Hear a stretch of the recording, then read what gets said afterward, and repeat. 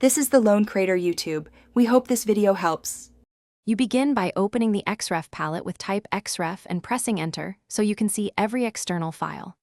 Make sure you save the host drawing and any referenced files to avoid losing edits, because detaching or closing references won't save open changes automatically.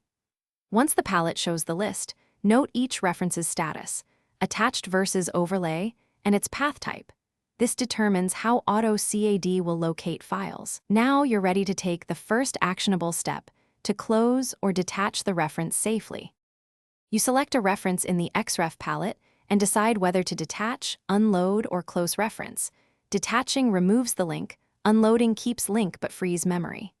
Use unload when you want to keep the attachment but stop drawing updates, and detach when the reference is no longer needed. If paths are broken, correct the reference path to the current file location so closing doesn't leave missing geometry. Make sure to audit the host drawing after changes. This prevents lingering dependency problems. You finish by saving the host drawing, and if you prefer a clean state, create a save as copy to ensure no hidden reference data persists. Then run audit and recover on both the host and any reference DWGs to repair errors that can prevent proper closing. If a reference still appears missing, check Autocad's support file search path and the XREF path type.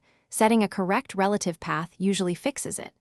Troubleshooting tip: if reload fails, detach and reattach the corrected file to reset links.